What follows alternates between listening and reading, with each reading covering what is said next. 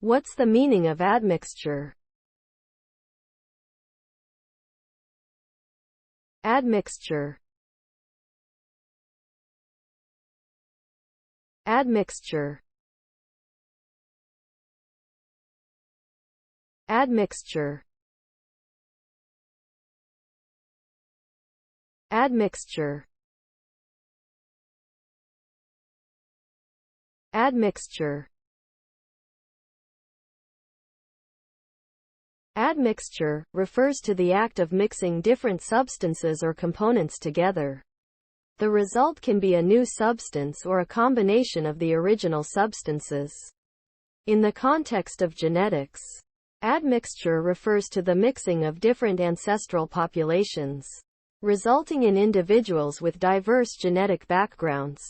This is often seen in regions where people from different ethnic groups have intermingled over time.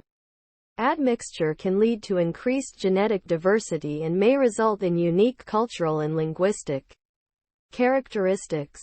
However, it can also lead to social and political tensions in some cases.